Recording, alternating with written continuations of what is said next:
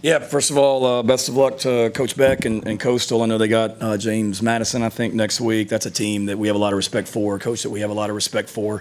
It's a good football team that had won 4 out of their last 5 games going into tonight. They were playing their best ball, had scored 40 points or more in 4 straight games. So we knew that tonight would be a challenge, but just really, really proud of our guys. Like that, this was not easy. And I know everybody just thinks you're playing a non-SEC team. You're just supposed to roll in there and win 51-7. It doesn't work that way, guys. This is college football, and especially the emotions of last week, the disappointment of last week, responding, and and people wondering how South Carolina's going to respond and how are they going to be motivated and how do they come back from last week. Well, we made a pretty strong statement tonight about what this place is about and the culture in this program, as I knew that we would.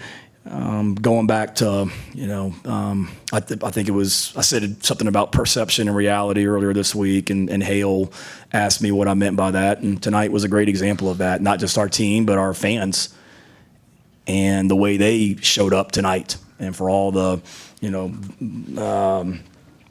disappointment of last week. We did that thing on social media last year about the people on Bush River Road that every single Friday at 5:55 p.m. when our buses roll by, they're always out there, those sweet ladies and the people that live on that street, and they're waving their Gamecock flags and they're cheering and clapping just to watch our buses go by for 10 seconds, if that. And sure as heck, they were there last night, just like we knew we would be. And then we showed up today for Gamecock Walk, and that thing was awesome with our fans, and I knew it would be. And then to walk out into Williams-Brice Stadium for another awesome environment, and how loud it was and the energy that our fans had in that stadium, it's another example of why this place is so special. It's another example of why we have the greatest fan base in America. So thanks to them, and that's what's real. When we talk about perception and reality, that's what's real. The greatest fan base in America and a really strong culture within our locker room right now, and you saw that. I want to thank the students that were here today in the cockpit because they didn't have to be. I know Thanksgiving break has started here, and they easily could have bolted out of town yesterday and headed home, and they didn't. They stayed out here tonight to watch us play Coastal, so we're so appreciative for them. And appreciate the troops. Salute the Troops Day. It was awesome seeing those guys across waving their towels during Sandstorm and having a great time. We're so thankful for them and all they do for our country. And God bless the men and women in our military. And I'm so thankful that we were able to honor them today. And just a great example of what this team is about. We've had heartbreak all season, but today was an opportunity to go out and put all that on display, our culture on display. And we did that. What a way to start the game. With the opening touchdown on the very first play. Love the way that our defense played throughout the night. The stops that they made on 4th down, the responses our guys always had. It was just a great team effort and really good in 2 phases. Extremely disappointing to get a freaking punt blocked. Makes me sick, but really good in 2 phases tonight with the way that we played. And a lot to build on as we continue to get better. It was so awesome to get young guys in there at the end. You saw how excited our entire team got at the end of the game when Bradley Dunn scored a touchdown, and then we also had Larry Scott and Chase McCracken in there lined up as receivers, 2 senior running backs that we wanted to get in the game.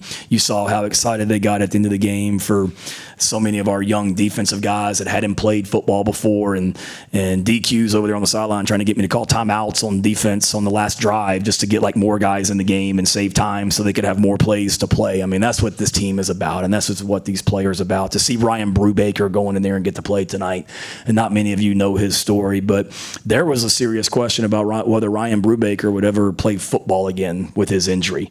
And I can remember when we had spring break last March, Emily and I are driving down to Kiowa for my spring break because our kids didn't have spring break at the same time, and I had Brubaker's parents and Brew on speakerphone, and we're talking, and she's in tears hearing them talk because we didn't know what Brew's future was. And not only did he get to play football again, he played tonight. And we thought if he ever got to play football again, it might be sometime in 2026. So for him to come back and get out there tonight and see how excited our guys were for that, it was just Really awesome. Great to see so many former players back. When you got a great program, your former players want to return. Coach Spurrier used to say that. And to see Kevin Harris down there tonight on the sidelines, and Boogie to come back on his off week, and Bam Scott to be here on his off week, and Darius Rush to be here on his off week. When you got a special culture and great people in your program, players in the NFL, when they could go anywhere in the country for their off weekend, they wanted to come back here and be around this, which makes a strong statement. Again, proud of our guys.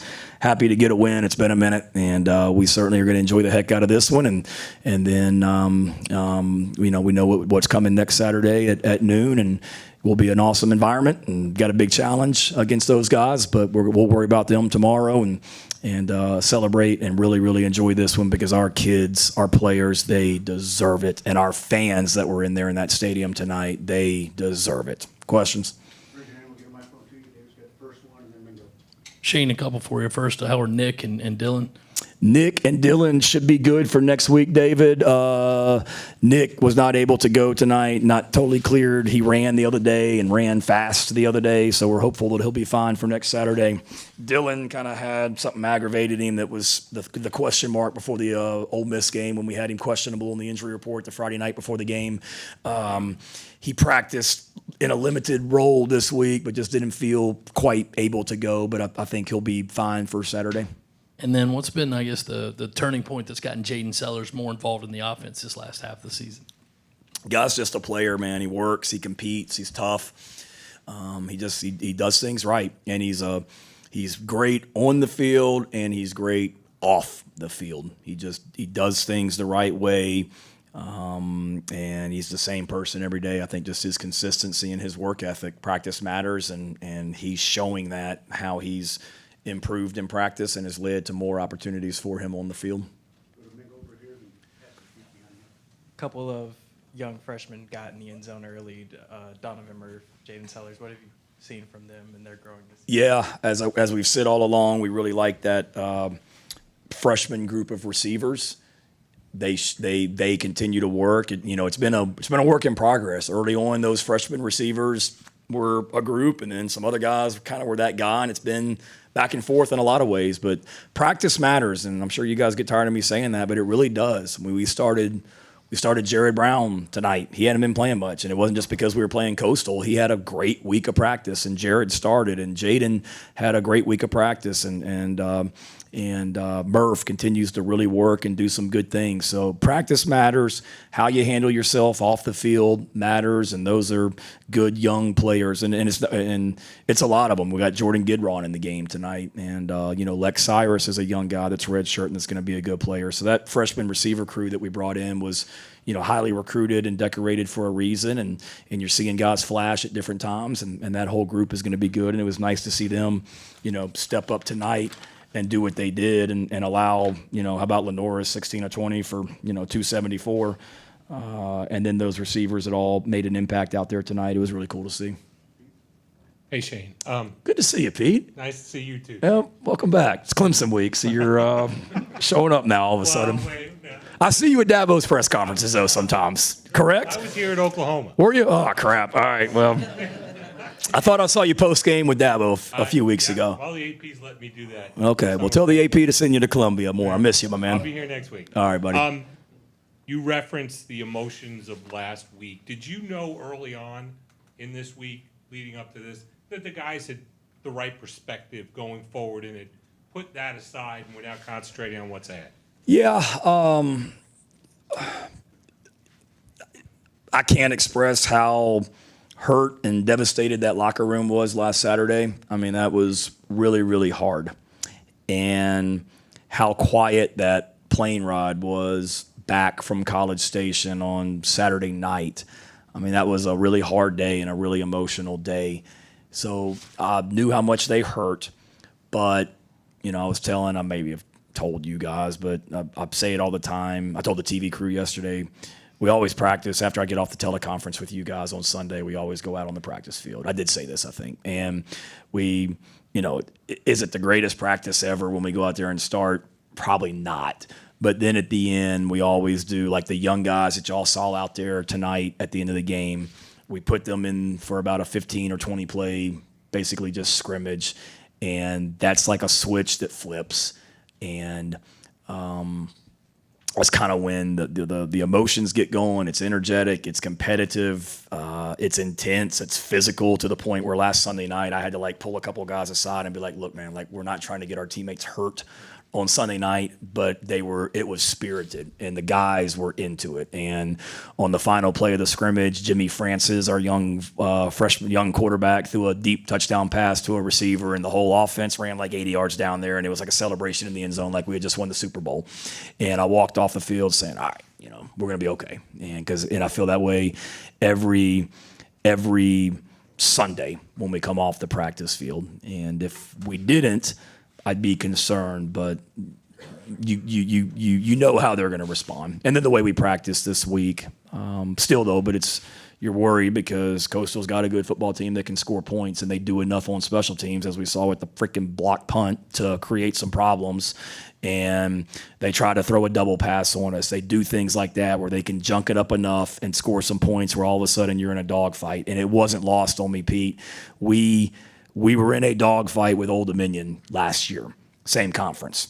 We were in a dogfight with Georgia State back in 2022. We blocked 2 punts for touchdowns, thankfully, that night. But Jacksonville State, we've had some games in the last 3-4 years that we didn't always go out and dominate like we did tonight. And that's what excites me, is the way that our guys went out there and dominated tonight. Hey, Coach. So you guys had a bulk of success tonight, kind of getting guys out in space, whether it be screens, jets, whatever it may be. What was it that you saw in the Coastal Carolina defense that you kind of thought was going to be the plan for success? Well, they present problems with the way their structure of defense, with their, whatever you want to call it, 3-3-5 type thing. It's a little bit different than what we see. We saw it a lot when I was at Oklahoma in the Big 12, and it's a pain. But we really liked our matchup with just our players in space, getting the ball out of LaNorris' hands and making them tackle our guys in space. That would be one thing. And then a lot of those were RPOs that, we pulled and then kicked the ball out there on the perimeter on some of those too. But I wouldn't say it was any just one thing as much as it is they present some problems defensively. We wanted to get north-south and run the ball on them, but we also wanted to get the ball out of LaNorris' hands, get it out in space, and make them tackle our receivers. We had I think they had a couple defensive backs that were out with injuries tonight, so we had a size advantage at the tight end position and the receiver position, and those guys did a really nice job blocking on the perimeter too. I've got two for you. So what happened on the block punt? Just for some reason decided not to block somebody. I wish I had a better answer for you. It was a look that we worked in practice Wednesday and Thursday in practice, and we had a couple older guys that just didn't execute. So I wish I had a better answer for you. But when they don't execute, that goes back on us as coaches, that in that moment we didn't execute, and we got to be better. Yeah. Then Travian was obviously back in the team and up in the box tonight. What can you share about that? Yeah, it was awesome. He had been out at practice a little bit more this week, actually on the field, where he was able to stand.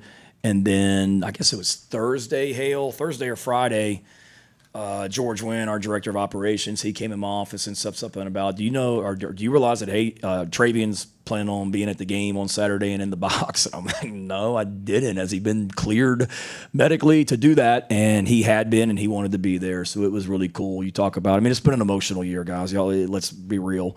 Whether it be from, the heartbreaking losses to your defensive line coaches in a car crash and almost dies in August, till we've had some coaches that have lost family members recently.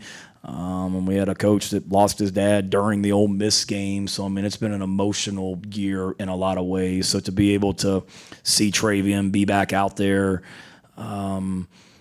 tonight, be at the hotel with us for pregame meal today, go through Gamecock Walk, and then be on the headphones tonight, and then in the locker room after the game celebrating was pretty cool. We've missed him because our defense pitched a shutout tonight, so clearly wish he'd been here before now. Two things. One, what do you call the Brady Hunt tush push? Not sure if I'm allowed to tell you that. It's not the tush push, but for the record, the punt that we tried to block against them, we did call that tush push tonight because we had somebody that was literally behind Bo Brown trying to push him through the shield. So that was tush push. So it's one of those that I can tell you, but I'd have to kill you type thing because we ran it a lot tonight. I think we ran it like 3 times, and we may try it again next week too. How would you grade the play calling of Mike Furry through 2 games? Really good. 51 points and 579 yards of offense tonight. Last week against A&M, obviously we did some really good things. There were some drives there, and I didn't like the way that we finished the first half. You know, outside of that deep ball we hit in the 2-minute drive to get us in field goal range, the drive before stunk. I think we went 3 and out, and then that drive was not very good outside the explosive pass that we hit and whatnot. So I didn't like the way that we finished, not necessarily play calling. I just didn't like the way that we finished it. But I think Mike and that whole offensive staff has done a really nice job of just being creative, having some fun. I mean, we put a lot of stuff on tape tonight, formation-wise, and guys have fun with it. We had some stuff that we didn't run tonight that we'll save for next week that our guys get creative with, and we let them name some of it, which is scary, but they're just having fun with it, and guys are playing with confidence, and LaNorris is doing a nice job. I mean, he did a really nice job tonight of managing things too, I felt like. Speaking of Coach Furry, like earlier in the week, he talked about like in that second half of the Texas A&M game, a lot of it was execution based. How would you kind of grade how your offense was able to execute a lot of what the game plan was? I thought really good. You know, certainly some plays that we'd like to have back. There were a couple, you know, passing game wise, run game wise that weren't quite exactly how we wanted to do it, but that's going to happen in a game. But overall, I thought we did a nice job. We gave them some unusual formations and had to make them adjust to some things. And for the most part, I thought our guys did a nice job of executing. And that was a key for us tonight. Offense, defense, and special teams was just doing your job and executing, because it's true. I mean, we lost that game last week. You give A&M credit, but we lost that game last week because we did not execute well in the second half. Just simply doing our jobs on certain plays, and again, that falls back on me. So that was a big point this week of just don't try and do too much. Just go out there and do your job and execute, and we did for the most part. What was kind of the process and the conversation that led to you guys going with Brady as your sneak guy? And is he maybe the most experienced guy in your roster in terms of taking snaps under center? I wouldn't say most experienced, but he was a high school quarterback. He's smart. He's a really good football player.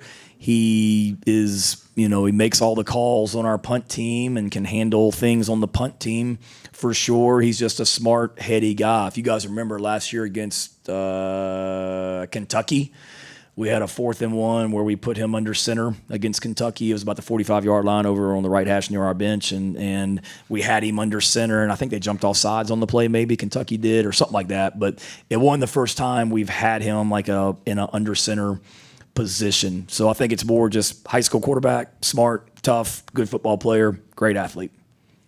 Coach, we'll let you go.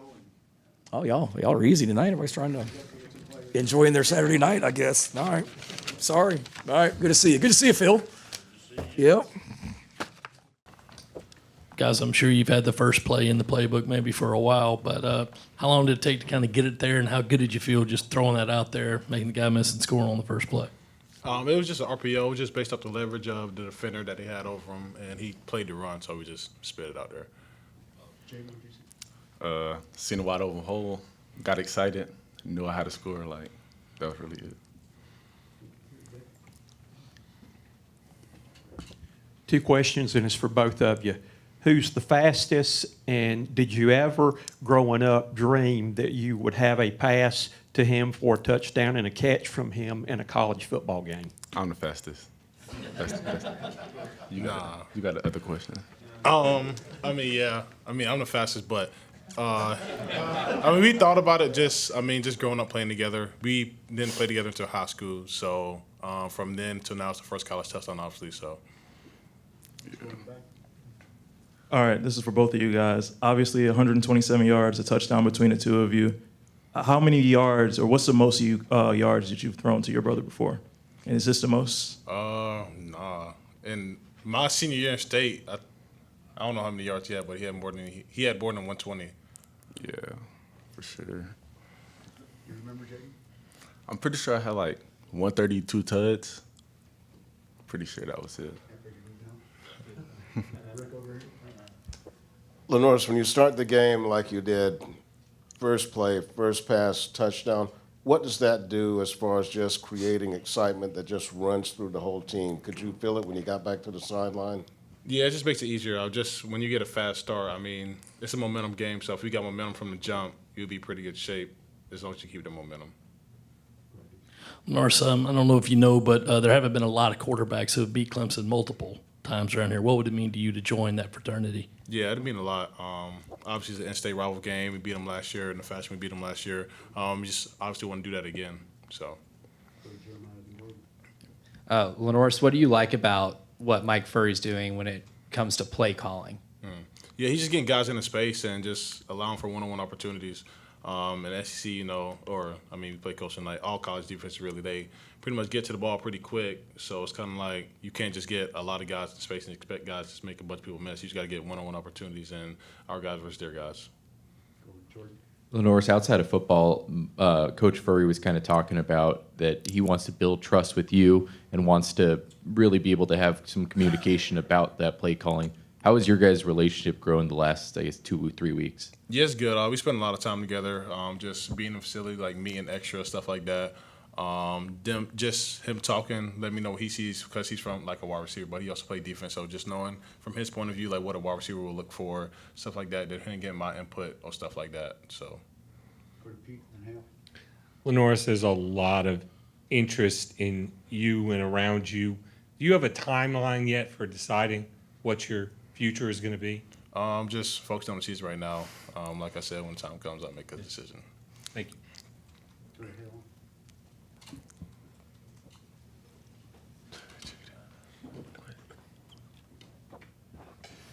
Jaden, I'll ask you a question so you're not just hanging out. All right. What do you remember about that Clemson game last year and watching that? Were you there or were you back at home watching it? Yeah, I was. We was actually front row. Yeah, we was actually front row, but we was away from the touchdown that he scored in. So watching him score that last touchdown, basically winning the game for him, was like, it was a moment like, oh my goodness. That's really all I could say. It was just the oh my goodness moment. Uh-huh. But like, that's just like made me plan for what we could do, next year together. Yeah, and I was going to kind of follow up on that. How excited are you to now have your opportunity to try to make your mark in that game too? I always wanted to play in a rivalry game, so like, too. I always wanted to play in a game like that, so I'm excited to go against them in a loud environment. It'll be fun. That's really all I gotta say. I guess, Jaden, is there a certain level of kind of pride for your recruiting class receiving group that, you're coming to the end of your freshman year and you've got 3 freshmen are the top receivers in a game like this to kind of, get close to the end of the season? Not really. Really, all we want to do is, dominate the man in front of us, dominate the perimeter. When he throws the ball, make a play. That's really that's really it. Yeah. LaNorris, what have you seen in Jaden's development as one of your go-to receivers? And do you feel comfortable in a tough situation of looking for him and that he can make a big play for you? Yeah, just the growth from January to now. Like, we played together in high school. Trust from then, and obviously he's my brother. So we talk a lot, just like picking his brain, seeing what he's thinking, what he sees, stuff like that, asking him. But not just him, really all the receivers. But yeah, I would trust him just because, like, it's my blood. So. Jaden, on that touchdown run, kind of stumbled a little bit at the 40. What was going through your mind throughout that play? I better not fall. I better not fall. It was too much green grass in front of me. I better not fall. LaNorris, how long have you had the Brady Hunt tush push in the playbook? It's just quarterback sneak. They would do it with me, just switching guys in and out of there, really. That's all it was. Have you had the quarterback sneak in the playbook, though? Yeah. Okay. I think every team has that. That's just like common football sense. I know. I think this is the first time you guys ran it. Yeah, that is. But, on the 1 yard line, inch line or whatever. So. LaNorris, Shane was talking about how it's been an emotional and tough season to this point. How much does a win like this, especially for you running the offense, kind of help just ease the tension a little bit as you go into Clemson week? Yeah, it just means a lot. Just the way we went out there after last week, like some teams could just go out there and just like, hey, like the season's over, blah, blah, blah. But, I mean, we still got stuff to play for, still playing for names on our jerseys and stuff like that. So it's always good to go out there. Last one to fill in the middle. Jaden, do you have any brotherly advice for your brother about what he should do next season? Nah. Nah, not really. Just,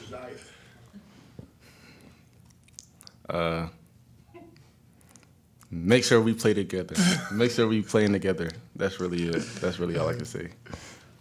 All right, let these guys go. Appreciate it.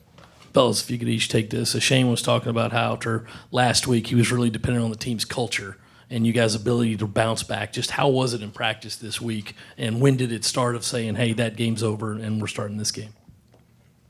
I mean, every week, Coach Beamer always emphasizes, like, forget about next week. It's always about moving forward and, create a new narrative about the team. And, we never change. We always go out and practice and we always give full effort. Let's go to Hill. Brian, on your strip sack, can you just take us through what you're able to do to work around the left tackle there and get to the quarterback? Just read my pre-snap keys, seen it was like kind of a play action, got my hands on the guy, and just reacted. Yeah. Over here, right? No. Over here for both you guys, just how much fun is it for you to go play knowing your offense is out there scoring a ton of points? Sean, you want to take it? Yeah, I think it's a great feeling. Like, we work hard every practice day, and we put a lot of effort into this team. We have a great culture, and we make sure we do everything the right way, no matter what, no matter the outcome. We just focus on the week we're on. So, like, seeing them score, like, it's a great feeling because we know how hard they work, how much they put in. Go ahead and third up there. Hey guys, congrats on the big win. You guys played phenomenal tonight, flying around the football, kind of like you guys usually do. It always impresses me. What is it about that you guys take from this week that you guys are going to take into Clemson and hopefully, come up with that victory as well in the season on a 2-game win streak? I got it. Like I said, just going back to practice, how Coach Beamer makes us practice, just practicing a relentless effort, always flying to the ball, and just, keeping that same narrative about our team. We, no matter what our record is, we always going to play the same, which is fast and physical. Kind of two-parter. First, what are kind of how tough is the kind of prep with the offense that throws that much weird stuff at you, and kind of also what level of pride was there when the starters go out and those younger guys go in after you and they still basically smother them? I mean, that's just like I said, that's just us. I mean, from first string, second string, it doesn't matter. We always practice with relentless effort, and we're gonna go out there and we're gonna put the ball down. They practice the same way we do. Like, everybody comes to practice like a pro and make sure that the standard of South Carolina is upheld every time they get on the field. 'Cause there's a standard when you get on the field. The last 5 weeks have really been tough. How much fun did you guys have getting to come back home tonight and playing and just getting out there and having a good time? We had a lot of fun, but, we always looking at, moving forward. We're never looking at, like, back in the rearview mirror. 'Cause if you look back in the rearview mirror, you're going to crash, So you keep your eyes forward and, you're going to be straight, so. Sean, I'm sure you got familiar with Clemson when you were at FSU, but now you're here. How long were you here before you first heard something about Clemson and the need around here to beat them? It was something that talked about, like, during my recruiting, coming to South Carolina. I'm just excited to play them. I know, like, we're going to focus very hard on them this week and just, like, make it our mission to beat them. So. Go to Pete. Brian, what was it like having Coach Robertson back today and just around the team? It was great, I mean, obviously he would be coming to our practices and stuff, but just to see him on the side of the field and have that energy, that he always brings, it's a blessing. These guys? Thanks, guys. Thank you, guys.